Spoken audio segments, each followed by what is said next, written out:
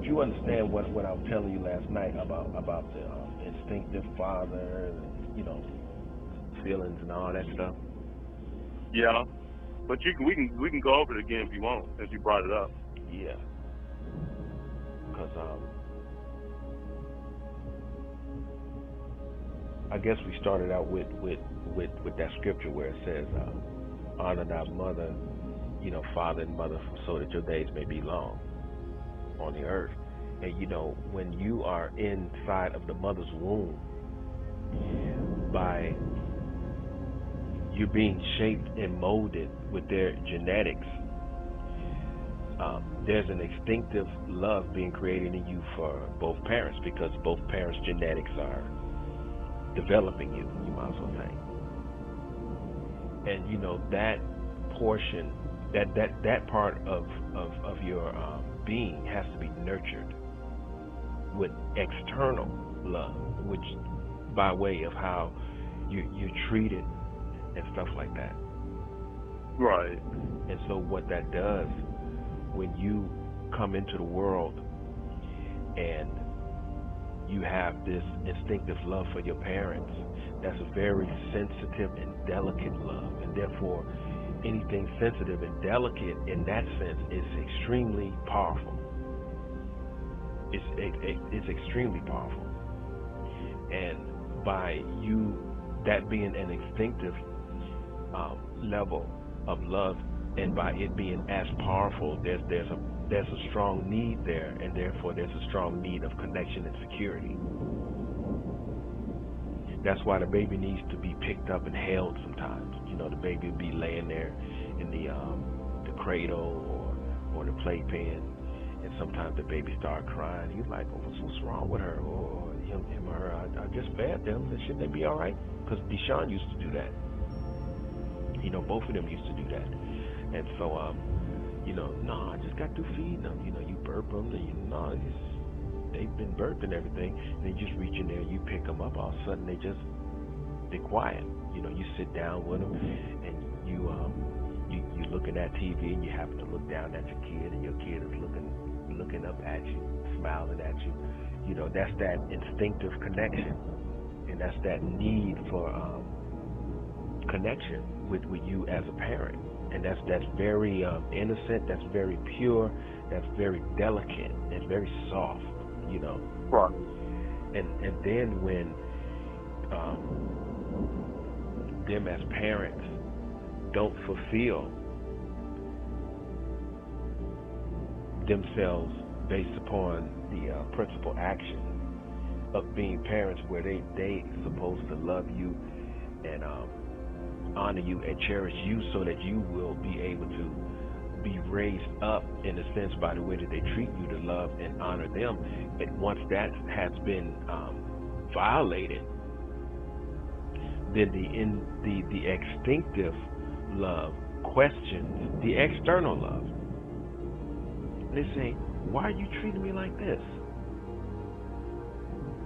Now people say, well, that child don't know how a parent should treat them. Oh yes, they do. Instinctively, you are not supposed to be treating me like this. You're supposed to love me because I love you. What's the problem? And so when you have parents who act as though they don't like you, not only that they don't love you, but they don't like you, and then you go back and forth to school. There's children and teachers and little girls, people just in your life experience who just don't like you as a human being, and they are not even able to explain to you why. And then Right. you look at, you're like, well, damn, they don't like me, and my parents don't like me either. So when you get your feelings hurt at school, when the little girl don't like you for some reason, you go through all of that childhood thing, because that's those type of things just happen. And so not being able to go home and talk to either parent about it, it leaves you with that pain and humiliation, and that alone, when they reject or say, "No, I ain't got time to talk about that right now," that's another form of abusing that very natural instinctive love because you need things to be explained to you. You understand what I'm saying? Yeah, you're right. You need somebody to be able to talk to you and not just post Bible scriptures and crap like that. Yeah, you actually get to the surface. You want somebody who can go beyond the surface and get deep into the ocean of whatever you're trying to talk about. Mm-hmm. You need somebody to be able to say, look, that's just like I used to tell my boys. That's just the way people are, you know. And when you grow up, you're gonna be like that towards people. I'm just telling you, you're human, and there's gonna be people that you're gonna go to school with, and for some reasoning, you are not gonna like this person. This person's not gonna have to do anything to you. That's a human flaw. But you only responsible to where once you understand it as a flaw, then you're responsible for resolving it. I don't know why I don't like this person. So that means that this person hasn't done anything to you to provoke a dislike in you for them, right? Yeah. Well, then they are not the problem. It is you. You have to look at yourself. I mean, even if you say, well, this person reminds me of someone else, that's no excuse. You know, because we all come from the same source, and there's always going to be some similarities in characteristics. There's always going to be some similarities, you know.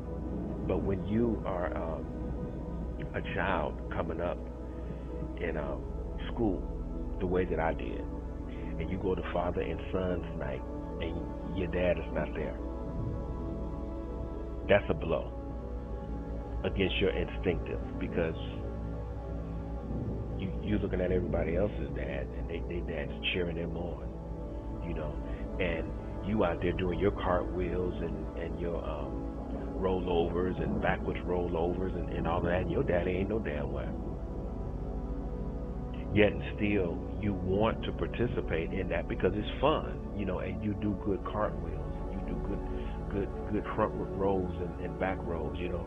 You want to participate because you're good at it. But even though you want to participate and you're good at it, and you look at that, you know, you looking at the admiration and you do appreciate it, the appreciation is not fulfilling because your own parents is not out there appreciating your gifts. And so as that goes into adulthood, you become this brilliant writer, and they don't care. You know, that makes you think back, well, damn, you niggas ain't never cared. You know what I'm saying? Right. And so all of this external stuff is affecting the internal, because you haven't done anything to cause anybody to reject you as such, because you, like I said, you never did anything to get in trouble. But the whole thing is that instinctive love that a child has on the inside, that has to be nourished. And see, the way that the Bible teaches it, it's up to the child to nourish that in the parents, so that the parents can treat them accordingly, so that the child will end up honoring and respecting the parents. No, not at all. That's not the way it operates. You know, that child is like a seed, and you have to keep it fertilized with a lot of love, you know, with a lot of rain, a lot of sunshine, you know, and everything has to be in harmony with the instinctive. And therefore, this is the reason why a plant grows by natural substance, water and sunlight, you know. And so the parents have to nourish their instinctive love on the child, so that the child will look at them and say, wow, you know, my daddy loves me, and simply because my parents love me, I honor and respect and honor them. So it starts with them, and your instinctive is just like a seed planted in rich soil that's waiting to be germinated by the external, so that you can grow and bloom. That's all it is. But but there's a lot of parents out here today that don't do that for their children, and so we have a lot of our kids out today that are involved in things that they shouldn't be involved in, and their minds are thinking things that they shouldn't be thinking, because their lives haven't been nurtured, because their parents before them, their lives haven't been nurtured. And that's another conversation that you and I talked about numerous times, about how I was telling you how I saw a shift that started back in 1975, and a shift of irresponsibility where drugs and PCP and acid and all that stuff, disco and all that stuff came into the scene.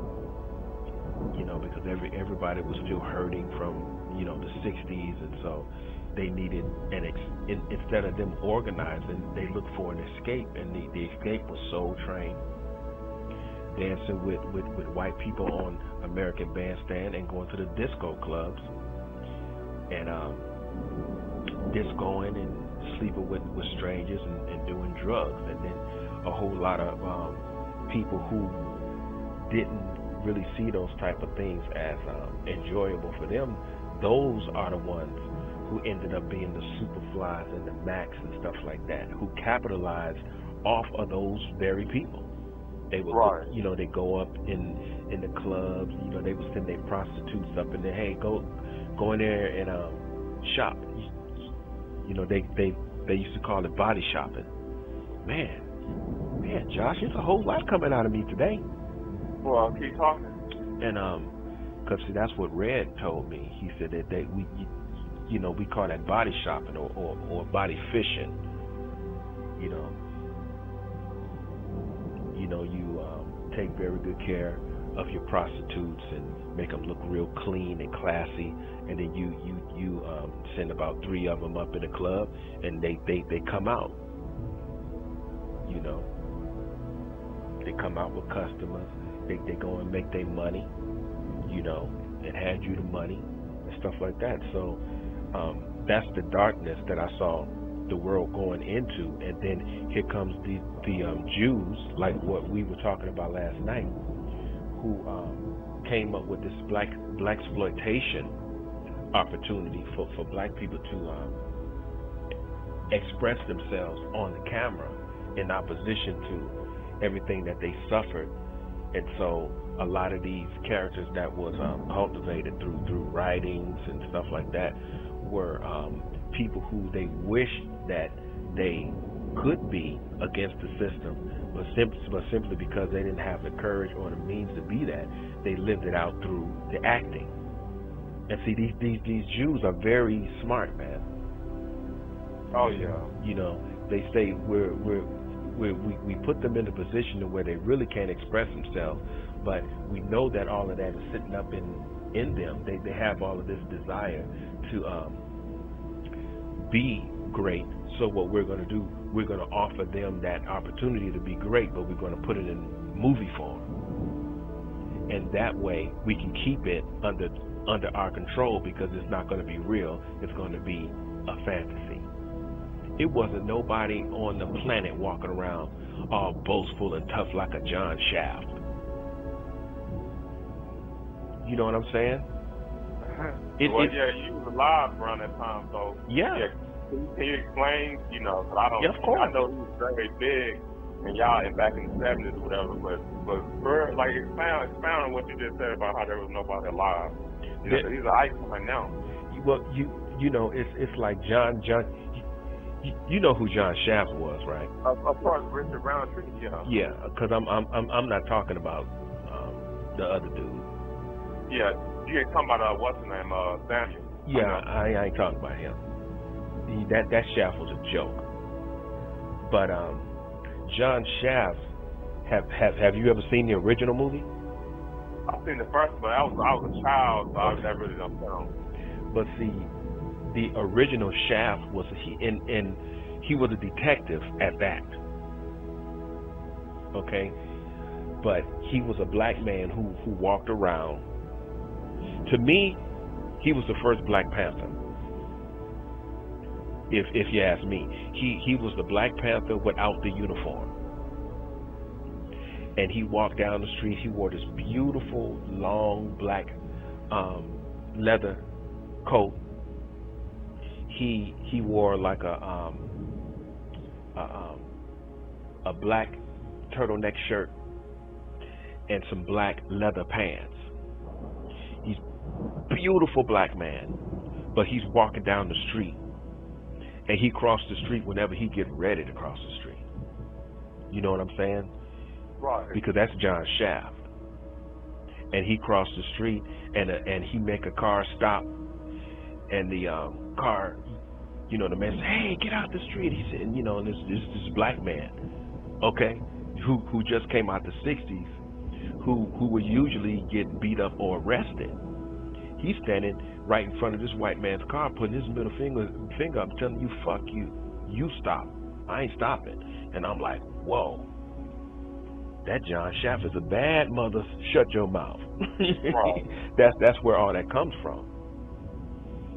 However, this image that they created, they knew that that's how black people really felt, but was too scared to materialize.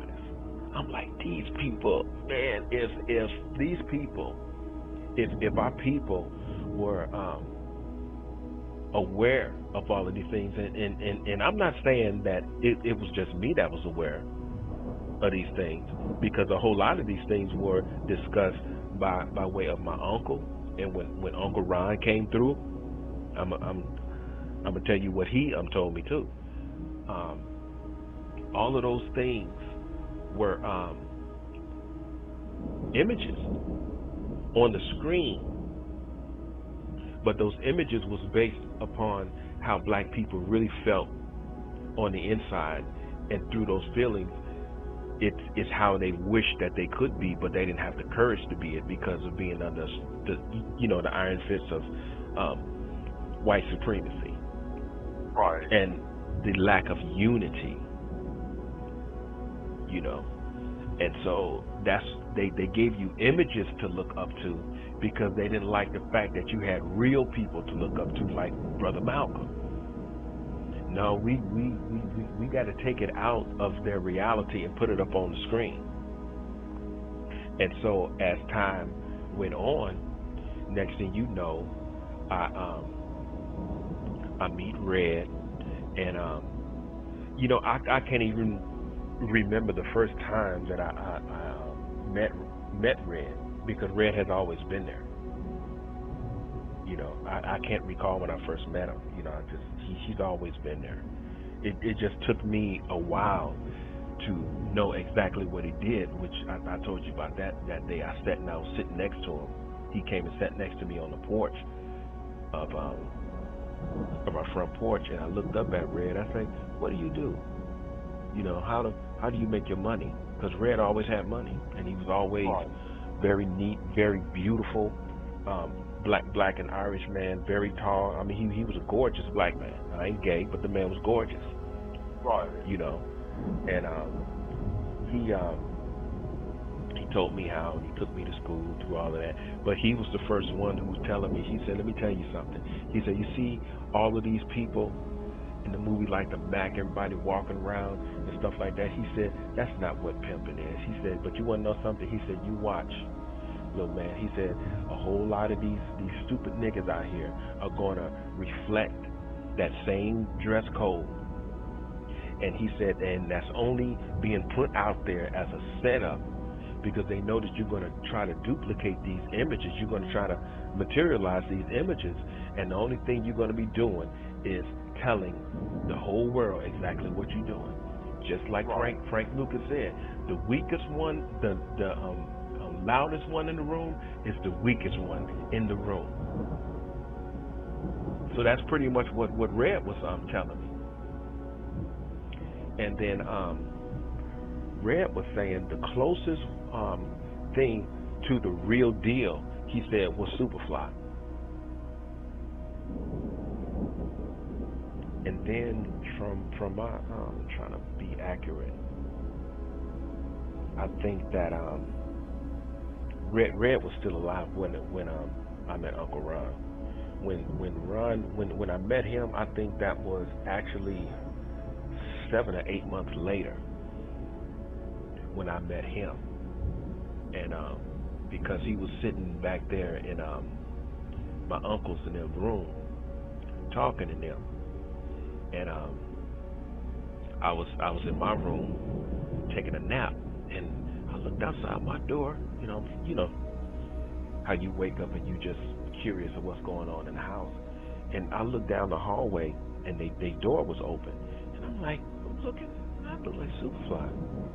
Look like the dude from Superfly. Or I thought, well, that dude looks like Superfly, because everybody was trying to look like him. Right. And so I went back to doing what I was doing, and then all of a sudden I heard his laugh, and so I went back there and I walked back there, and about time that I went back there, he was sitting in his chair with his back turned, and my Uncle Shorty said, "D.A., come here, Lil Red, come here." And so I went in there, and I came around his side, his left side, and he said, "Who is that?" And I looked around, and he looked up at me. He said, "What's up, little man?" I'm like, "Oh, it's Superfly, it's Superfly." That was beautiful. That was beautiful. But what he from listening to him talk to my uncles, and he was pretty much saying a lot of things similar that Red was saying. That he noticed that a lot of brothers are now getting real long perms and stuff like that. And Ron's hair was his hair was natural. Right. But that was still, so the whole light skin wanted the light skin and all of that stuff was still going on back in those days, just as it is now. But they was talking about his character, and he was saying that Curtis Mayfield's description of the character was very accurate. He said because he had to carry around all of those same emotions, kind of mad, kind of sad. He's a good man and he means well, but he's kind of sad. I mean, he's kind of mad and kind of sad. So he didn't say he was mad and sad. He's kind of mad and kind of sad. So there was some conflict going on inside of him, regardless of everything that he was going through. He was still trying to maintain his humanity because he was still trying. That's why he was kind of mad and kind of sad. He's trying to balance it out. And so that's one of the main reasons why he had decided, I just want to get out of this, man. So when he was at the beginning, when that victim of drugs had robbed him, and he went up, he chased him down as you know, and beat him up, took his money, and then when he went to talk to his partner, he knocked the hell out of somebody. Damn, dude, you done beat up 2 people under 1 hour. You beat up a drug user for trying to rob you, and then you go to the pool hall to talk to your boy about getting out, and then you had to beat somebody else up there. So all of that happened, if you look at the movie, all of that happened under 20 minutes. I'll have to watch the movie again, but I see what you're talking about. And then his very sweet and innocent, but yet struggling friend, Fred. The one who got himself killed. The short, bald-headed dude. The one who had messed up his money. You know who I'm talking about, right? No, see, I'm gonna have to watch it again. But keep talking. You know the short, bald-headed dude at the beginning of the movie when him and his partner when Priest was up in his apartment. No, as a matter of fact, it wasn't under 20 minutes because after he beat that drug abuser up, then he went to his apartment, and then that's when Freddie and his other partner came in, and he got on Freddie's case about getting him his money, and he said, if you don't give me my money tonight, I'm gonna put that girl of yours on Holes Road. And Freddie said, hey, Priest, that's my wife you talking about, man. He said, so what? He said, now somebody's gonna work tonight, Freddie. He said, you really shouldn't have fucked with my money, Freddie. So he got that gun and he gave it to them, and they sent them to go do a hit for them so that Freddie can get his money. But when they left, Priest felt bad about talking to his friend like that because Freddie is very gentle. He's a good guy, you know. It's just that Freddie is in the system and he has to do whatever he has to do in order to make it, and he's got a wife he want to take care of. Right. It's just that when Priest had to come across like that, you know, like that hurt his feelings, and then especially when he had to bring up, threaten to put his friend's wife on Holes Road, that hurt his feelings. See, all of this is in the book. I read all of this. And so from there, that's when he went to the pool hall and he talked to his friend. You know, he wanted to get out because he don't like what he's becoming. He says, I need to get out of this before I kill somebody or somebody kill me. And so simply because he wanted to talk about getting out in the midst of a crap game, one of the players, as you know, didn't like it, and so he had to beat up one of the players.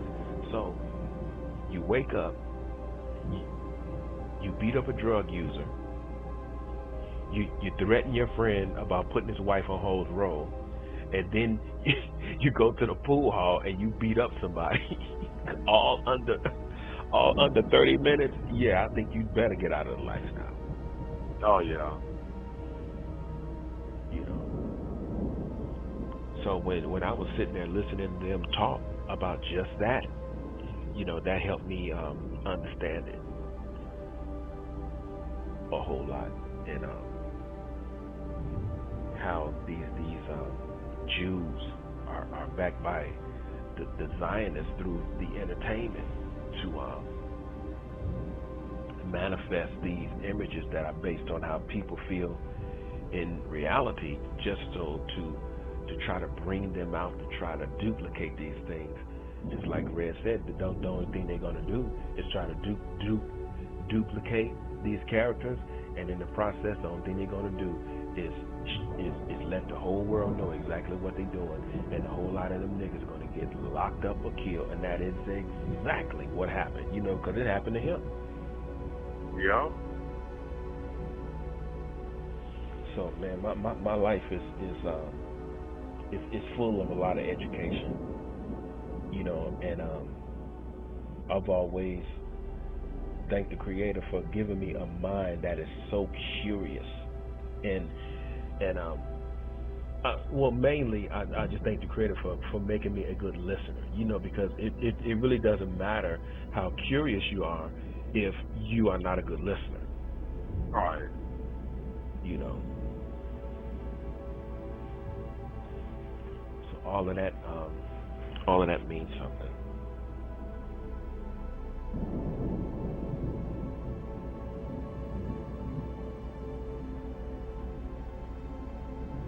And you know, when you are walking around with all of this information inside you, you want to be put in a position where you can share this information with the world, you know, because I can take this information and put it into some story formats that will blow your mind. I mean, just blow your mind, and at the same time educate, you know, not only black people but the entire world. Just educate it, you know, just unravel all of the crap and just expose it to the world.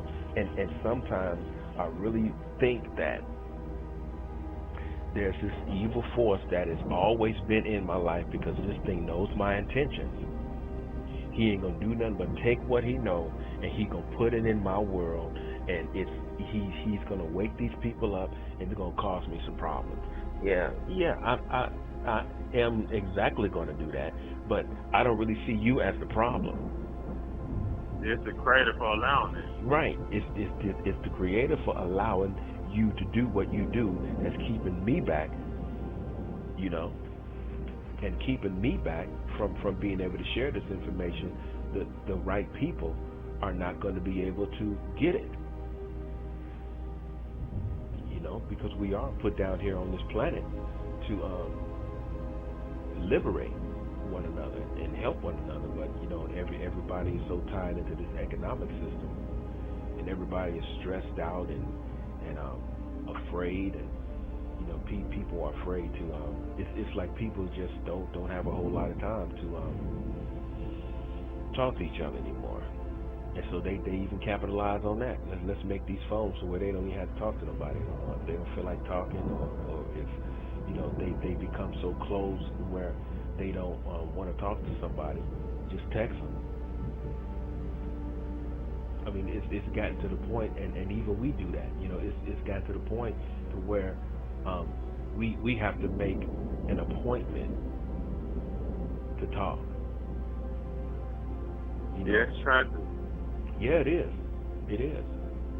Now it's got to the point people could be eating at a table at a restaurant, everybody texting, and they right in front of each other.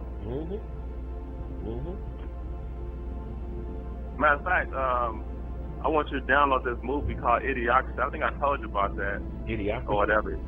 Yeah. What section is it in? Comedy.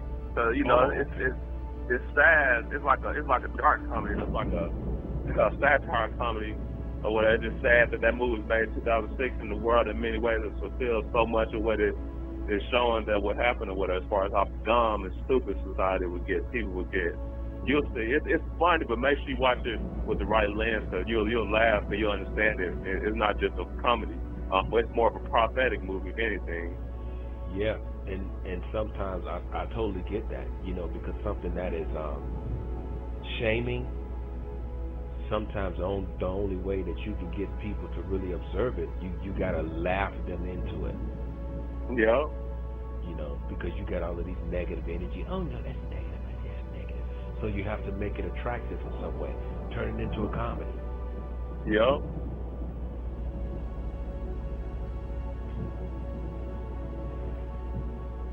Because with Salam, if me and her ever hook up, which I don't really see that happening, but in a way I do see it happening. You just never know. You never know what happened. But I would have to tell her, you need to chill. And when I say chill, I don't mean relax irresponsibly. You can't call yourself observing something and you have already drawn conclusions all at the same time. I mean, that's not using your wisdom. You can't observe by way looking through a screen of conclusions, because you're not seeing it for what it is. You're actually looking through a screen that's contaminated.